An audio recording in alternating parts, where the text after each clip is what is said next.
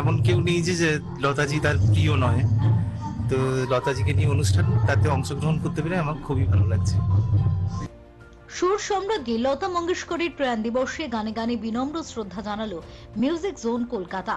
শহরের এক প্রেক্ষাগৃহে আয়োজিত এই বিশেষ অনুষ্ঠানের মূল কাণ্ডারি ছিলেন বিশিষ্ট সঙ্গীতানুরাগী দীপান্বিতা মজুমদার। ভারতরত্ন লতা মঙ্গেশকরের কালজয়ী সৃষ্টিকে নতুন প্রজন্মের কাছে পৌঁছে দিতে ও নতুন প্রতিভা তুলে ধরতে এই সুর সফরের আয়োজন।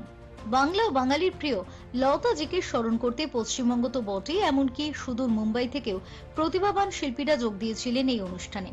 সব মিলিয়ে প্রায় 40 জন শিল্পী লতা মঙ্গেশকরের গাওয়া রেট্রো গানগুলি পরিবেশন করেন। উদ্যোক্তা দীপান্বিতা মজুমদার জানান, লতা মঙ্গেশকর মানেই এক চিরকালীন অনুভূতি, তাকে কোনো নির্দিষ্ট গণ্ডিতে বেঁধে রাখা যায় না। তাই মুম্বাই এবং কলকাতার শিল্পীদের এই যৌথ অংশগ্রহণ অনুষ্ঠানটিকে এক অন্য মাত্রা দিয়েছে। কেবল গান নয়, স্মৃতিচারণার মাধ্যমেও কিংবদন্তি শিল্পীর জীবনের বিভিন্ন দিক উঠে আসে। ভিন রাজ্য থেকে আসা সঙ্গীত শিল্পীদের উপস্থিতি প্রমাণ করে দেয় সুরের কোনো ভৌগোলিক সীমানা নেই। মিউজিক জোনের এই অনন্য প্রয়াসকে সাধুবাদ জানালেন সঙ্গীত প্রেমী মানুষেরা। এখানে আজকে 14 জন শিল্পী গান গেয়েছেন। তারা বিভিন্ন জায়গা থেকে এসেছেন, সবাই কলকাতা নয়। একজন আছেন হলো মুম্বাইয়ের বিশ্বনাথ মুখার্জি, আরেকজন আছে লিটল চ্যাম্পের তানিষ্কা সরকার, মিদনাপুর থেকে আছে সবিতা ব্রত, এবং এখানে কলকাতারও অনেক বিশিষ্ট শিল্পীরা আছে। হ্যাঁ, প্রোগ্রামটা লতা মঙ্গেশকরকে ট্রিবিউট জানাচ্ছি আমরা, কারণ উনি চলে যাওয়ার পরে এখানে কলকাতায় বিশেষ করে আমি কিন্তু কোনোদিন দেখিনি, ফলো করতে পারিনি যে এখানে ওনার ডেথ অ্যানিভার্সারিতে কোনো রেসপেক্টফুলি কোনো ট্রিবিউট পে করা হয়েছে। তাই সেটা আমি উদ্যোগ নিয়ে এটা করেছি যে লতা মঙ্গেশকরকে আমরা সবাই মিলে ট্রিবিউট পে করবো, আর ওনাদেরকে ট্রিবিউট পে করা মানে ওনাদের গান গাওয়া ছাড়া আমাদের আর কোনো উপায় নেই।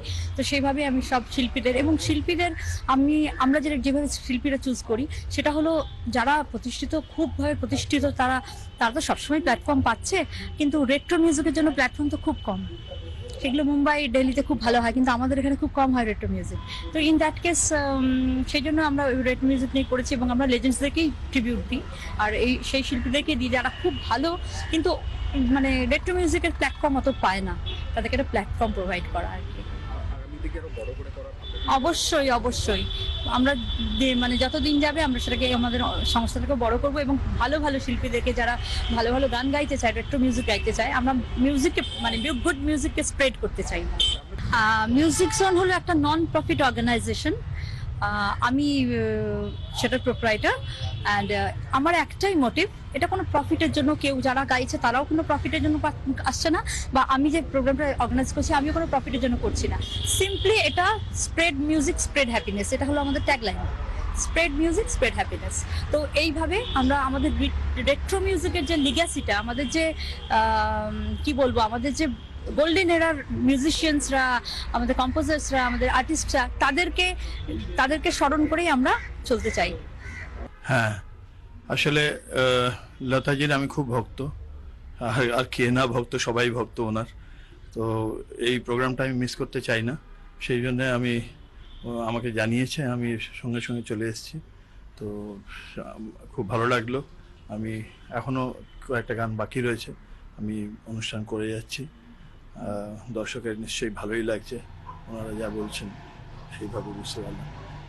লতাজি আমাদের কাছে ভগবানের মতন, সেই জন্যেই আজকে এখানে আমরা সব এক জায়গায় হয়েছি। এই উদ্যোগটা অনেক দিন ধরে অনেক চেষ্টা করে অনেক কিছু করে আজকে দীপান্বিতা যিনি এর মানে উদ্যোক্তা, উনি এত কষ্ট করে এই অনুষ্ঠানটা করেছেন। খুব ভালো লাগছে যে এরম একটা যদি সবাই যদি এরম ভাবে তাহলে ভালো গান বেঁচে থাকবে পৃথিবীতে, নইলে তো ধীরে ধীরে সব শেষ হয়ে যাবে।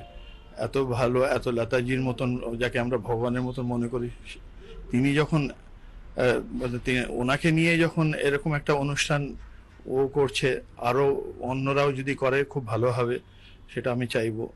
আমার তো খুবই ভালো লাগছে, কারণ লতাজিকে নিয়ে অনুষ্ঠান, এখানে এমন কেউ নেই যে যে লতাজি তার প্রিয় নয়। তো লতাজিকে নিয়ে অনুষ্ঠান, তাতে অংশগ্রহণ করতে পেরে আমার খুবই ভালো লাগছে।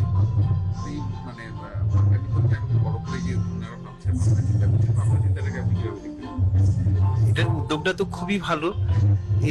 এই প্রোগ্রামগুলো যত হবে, মানে সুস্থ সংস্কৃতির প্রসার আরো হবে, তাতে আমাদের সকলের পক্ষে কল্যাণকর ব্যাপারটা। Bureau report, channel 10। Fight, excellent একটা প্রেজেন্টেশন আছে, দুষ্টে দমন আছে। বড় পর্দায় মুক্তি পেল পরিচালক অনির্বাণ